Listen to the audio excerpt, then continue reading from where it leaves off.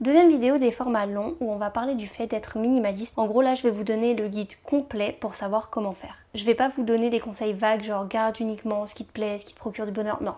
On va faire étape par étape tout ce qu'il faut faire pour se débarrasser d'absolument tout parce que je sais que c'est dur. Ma méthode, elle va fonctionner pour les gens qui n'ont pas beaucoup et pour les gens qui ont énormément. C'était mon cas. Pour ceux qui ont vu la partie 1, j'avais énormément de vêtements, j'en avais plus de 1000. Donc tu prends ta journée, t'enregistres la vidéo, tu prends ton week-end, tu poses tes vacances, tu démissionnes comme tu veux, mais on va faire ça ensemble. Avant de commencer, je vais te rappeler que le minimalisme, c'est pas posséder très peu, c'est posséder l'essentiel et surtout ce qui va te servir au quotidien. Donc tu vas devoir privilégier ton quotidien et tes besoins et pas l'esthétique, même s'il va falloir garder de l'esthétique pour pas te lasser de ton dressing. Tu me suis? Le but, ça va être que tu te déstresses et que tu n'aies plus cette charge mentale qui émane du fait que tu possèdes trop de vêtements. Le premier conseil que je peux te donner, c'est de ne jamais trier petit bout. Par pitié, tu me prends cette vidéo, tu te prends ton meilleur truc sucré et tu fais tout d'un coup. Parce que sinon, en fait, tu vas aller récupérer, réessayer, douter. Il faut pas faire ça. Il faut prendre, trier, enlever. C'est tout. Tu dois voir tout ce que tu possèdes en même temps, dans le même espace, pour voir aussi à quel point tu abuses du bail. La première chose que tu vas faire, c'est tout sortir. Tu vas me sortir tous tes vêtements, toutes tes chaussures. Tu vas me sortir les sacs vintage, tu vas me sortir tout ce qui traîne, tu vas sortir tout. Tu vas tout prendre et le mieux c'est même de faire tes machines avant, comme ça tu as vraiment tous tes vêtements. Tu vérifies dans tes sacs s'il n'y a pas des vêtements qui sont oubliés, dans les cartons, tu prends tout. Ça va te servir à deux choses. La première, c'est à prendre conscience de tout ce que tu as et si tu abuses ou non. Mais à mon avis, tu vas avoir un petit électrochoc. Et la deuxième, c'est de ne pas pouvoir te défiler. Une fois que tu as tout foutu par terre, tu es obligé de ranger. En étape 2, tu vas tout trier catégorie par catégorie. Ça prendra 1 heure, 2 heures, 6 mois, mais tu vas le faire. Les t-shirts ensemble, les pulls ensemble, les sweats ensemble, les pantalons de jogging ensemble, par catégorie et typologie de vêtements. Une fois que tu as fait ça, tu vas trier ces mêmes catégories par couleur. Tout est au blanc. Tout est bas blanc, tout est bas noir et tu vas me faire des tas. Ça va te permettre de voir combien tu as abusé et combien tu as de vêtements de la même typologie par couleur. Parfois vous allez vous rendre compte que vous avez qu'un seul haut blanc alors que c'est ce que vous mettez tous les jours, par contre que vous en avez 35 rouges alors que vous en mettez pas du tout. C'est ça qui va vous permettre d'avoir un visuel sur vos besoins, vos attentes, ce qui ne va pas actuellement, c'est un espèce de diagnostic en fait. Une fois que tu as tout trié par typologie et par couleur, tu vas tout trier par coupe, ok? Tes crop tops ensemble, donc tes crop tops blanc, ce qui donne une sous-catégorie de t-shirt, t-shirt blanc, crop top blanc. Tu peux soit fonctionner par coupe, soit par longueur. Par exemple, manche longue, manche courte, débardeur. Et si jamais tu as énormément, tu peux aussi trier par matière. Ça peut paraître hyper excessif, mais ça va te permettre de voir tous tes doublons et de voir là où tu n'as pas besoin d'autant et là où il te manque des choses. C'est vraiment crucial. L'étape 3, c'est de venir tout essayer. T'as bien entendu ce que je viens de dire. Tu vas essayer tous tes vêtements en utilisant tes catégories. Donc d'abord tous les hauts, après tous les bas, machin. Et là, tu vas te poser plusieurs questions. Déjà, la première chose, c'est que si tu vois un vêtement et que tu n'as pas envie de l'essayer, demande-toi pourquoi tu n'as pas envie de l'essayer. Si cette raison est contraignante, tu le vires, tu ne l'essayes pas. Parce que peut-être que la coupe sur toi te plaît et que ça va te faire douter, mais si tu n'avais déjà pas envie de l'essayer pour le trier, c'est que c'est mort, c'est que tu vas pas le porter. Et tu vas vraiment tout essayer, même ce qui est neuf, même ce que tu crois aimer, même ce que tu as acheté récemment dans les soldes, tout. Parce que souvent, tu vas garder une image du vêtement et tu vas pas te souvenir du vêtement sur toi-même. Ensuite, pour les questions que tu peux te poser, tu peux te demander si c'est une coupe qui te plaît sur toi. Donc on laisse Christina Cordula et son bras cassé au Brésil, on s'en fout de ce qu'elle raconte. Est-ce que toi t'es à l'aise avec le fait de montrer ton ventre? Est-ce que toi t'es à l'aise avec les décolletés? Est-ce que toi t'es à l'aise avec cette coupe ou avec une autre? Tout ce qui ne te fait pas du bien sur ton propre corps et toutes les choses qui te mettent mal à l'aise, tu me les dégages. À part pour les filles qui ont des fluctuations de poids, ça sert à rien de garder des vêtements dans lesquels vous ne rentrerez plus ou dans lesquels vous baillerez toujours. Parce que notamment avec les soldes, on a pris l'habitude d'acheter des vêtements parce qu'ils nous plaisent, même si c'est pas exactement la bonne taille, parce qu'il ne restait que ce vêtement-là. Ça aussi, ça dégage. Ensuite, vous pouvez vous demander si le vêtement gratte, si la chaleur du vêtement est adaptée à sa coupe. Je vous donne un exemple. Vous avez peut-être un pull à manches courtes, mais ce pull est en cachemire et vous tient extrêmement chaud. Il vous tient trop chaud pour les saisons d'été, mais trop froid pour les saisons d'hiver. Si c'est le cas, ça dégage aussi, vous n'allez jamais le porter.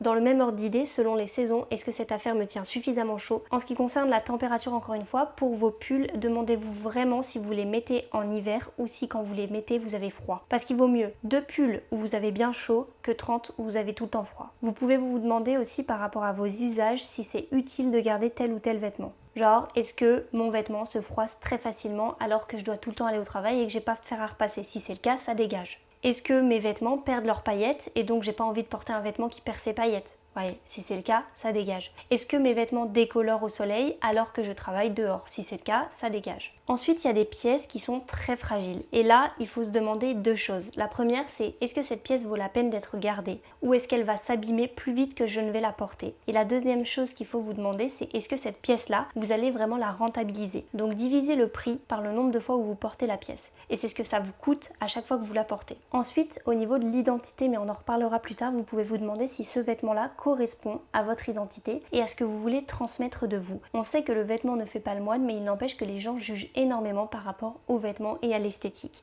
Donc votre manière de vous habiller, malgré vous, va transcrire et transmettre une image de vous. Est-ce que vos vêtements correspondent à cette image et à ce que vous en voulez? En dernier, vous pouvez vous demander si vos vêtements sont interchangeables. Est-ce que ces pièces-là vont avec vos autres pièces? Si vous avez un vêtement qui ne va avec rien, vous allez forcément devoir racheter pour créer des ensembles. Et ça, c'est non. L'étape 4, c'est de créer 4 piles. Et c'est une étape qu'il va falloir mettre en pratique à l'étape du tri. Vous allez faire une pile je garde, une pile je vends, une pile je donne et une pile je jette. Moi, j'ai remarqué que j'avais plus de facilité à me débarrasser d'un vêtement quand je savais que j'allais le vendre parce que du coup, je vais avoir un retour. Quand on sait que c'est soit on le donne, donc on perd de l'argent, soit on le garde, en général, on se dit bon bah autant le garder. C'est pour ça que je vous invite à faire une pile je vends. Ça peut vous déclencher un truc dans votre cerveau. Et l'argent de vos ventes, vous allez pouvoir vous en servir pour racheter sur les plateformes de seconde main des pièces de qualité qui vous correspondent plus, mais ce sera l'étape d'après. Une fois que vous avez trié, on passe à l'étape 5 qui est de connaître son style. On voit souvent cette marinière, ce jean bleu, noir, etc. C'est pas ça le minimalisme. C'est vraiment garder l'essentiel pour vous et selon vos besoins et vos goûts. Donc vous allez vous poser face aux vêtements que vous avez gardés et vous demander qu'est-ce qui ressort de ça? Quels sont les grands concepts de mode qui ressortent? Est-ce que c'est les lacets? Est-ce que c'est l'oversize? Est-ce que c'est le jean? Est-ce que c'est les œillets? Est-ce que c'est le corsage? Qu'est-ce qui ressort? Quelles esthétiques ressortent? Quels détails ressortent? Est-ce que c'est le doré, l'argenté? Vous voyez un peu ce que je veux dire? Et vous vous faites une liste en fait des choses, des détails qui créent vos tenues préférées. Vraiment posez-vous des questions sur ce qui vous plaît ou pas. Parce qu'on a trop normalisé le fait d'attendre que les autres nous disent ce qui leur plaît dans des tendances TikTok pour dire nous-mêmes ce qui nous plaît. L'étape 6, c'est la colorimétrie. Alors qu'on la suive ou pas, ou qu'on y croit ou pas, c'est quand même intéressant d'en parler. Mais ce que tu peux faire sans vraiment t'intéresser à toute la globalité de la colorimétrie, c'est apprendre les couleurs qui te vont le mieux. Et qui te vont le mieux pour moi, c'est même pas une question uniquement de peau, mais c'est aussi une question de ressenti. Moi par exemple, je me sens très à l'aise dans le noir. Toi, il y a peut-être une couleur dans laquelle tu te sens vibrer. Cette couleur, peut-être qu'elle te fait te sentir en confiance. Il y a des filles par exemple qui adorent porter du blanc et qui se sentent vraiment mieux dans du blanc. Mais je vais quand même vous donner quelques questions à vous poser pour trouver les couleurs qui vous vont le mieux et surtout celles qui ne vous vont pas. Déjà, vous pouvez vous demander si votre teint a l'air terne ou s'il est lumineux avec une couleur. Ensuite, si vos cernes et la couleur de vos cernes ressort quand votre vêtement est porté. Vous pouvez aussi vous demander si les vêtements que vous portez font ressortir la couleur de vos lèvres et la couleur de vos yeux. Et si vos cheveux vont aussi avec les couleurs de vos vêtements. Attention, tout ça c'est pas des règles. Dans la mode, il n'y a aucune règle. Si vous voulez porter du rose avec du rouge, faites-le. C'est une question de goût. Là, je vous demande si vous aimez. Petit aparté, je vais vous raconter pourquoi moi je ne porte que du noir parce qu'on me le demande tout le temps. Déjà, ma garde-robe est à 95% noir. Il y a 5% de marron, on va dire, et encore. Et en gros, c'est très simple. Le noir correspond simplement à mes critères. Mes critères dans le minimalisme et mes critères de consommation. Déjà, le noir, ça affine la silhouette, ça allonge la silhouette, ça me fait paraître plus grande et plus mince. Moi, j'aime cet effet-là. Ensuite, le noir, quand tu travailles avec plusieurs textures, tu peux travailler avec plusieurs valeurs de noir. Donc, tu vas avoir des rendus qui peuvent être très différenciés et très différents selon ce que tu utilises et comme matière et comme texture. Par exemple, ici, c'est du plissé. J'ai aussi des matières qui sont en soie très lisse et ça permet un jeu de matière que je trouve intéressant dans les looks monochromes. Ensuite, le noir, ça vieillit mieux, ça se recolore mieux, ça traverse mieux les tendances, ça se tache moins. Et en dernier, c'est très facile à associer et c'est très facile à porter au quotidien, quelles que soient les occasions. Mes vêtements, j'en ai très peu, mais ils sont adaptés à toutes les occasions. Mais quand je vous dis toutes, c'est tout. L'étape 7, ça va être de trouver vos couleurs et de constituer votre palette de couleurs. Votre palette de couleurs, elle peut être constituée de 2 couleurs, d'une couleur ou de 52, on s'en fiche, c'est votre palette. Et comme je vous le disais, il y a un truc très important à mettre en place quand vous êtes minimaliste, c'est le jeu des textures. Parce que selon la texture, vous n'allez pas non plus avoir les mêmes valeurs, pourtant vous serez toujours dans du monochrome. Dans cette étape, vous allez créer une wishlist, mais pas une wishlist de vêtements, ça on y reviendra plus tard, une wishlist de couleurs. Vous allez écrire toutes les couleurs que vous aimez porter. Et ensuite, vous allez vous demander, est-ce que les couleurs que j'ai là sont stratégiques? Est-ce que ça va partout, selon mes besoins et mes envies? Est-ce que ces couleurs-là vont tenir dans le temps? Et comment je peux créer des ensembles avec ces couleurs-là? Libre à vous de créer vos associations de couleurs. La principale règle règle qu'il faut que vous gardiez en tête, c'est que tous vos bas ou presque doivent aller avec tous vos hauts ou presque. Et une fois que vous avez fait ça, il faut absolument que tous vos par-dessus, donc veste, pancho, paréo, etc., aillent au-dessus de vos vêtements. Donc je vous conseillerais pour les pièces de layering d'aller sur des couleurs qui sont neutres. L'étape 8, c'est de construire son uniforme. C'est d'avoir votre formule qui fonctionne. Un peu comme une formule de maths, ça doit fonctionner à tous les coups et ça doit être votre formule. Et quand vous trouvez la formule qui fonctionne, vous pouvez la décliner avec plein d'autres typologies de vêtements et couleurs de vêtements. Et ça réduit énormément la charge mentale. Dans le même ordre d'idée, ce que je peux vous conseiller, c'est de prendre vos vêtements et de créer des sets.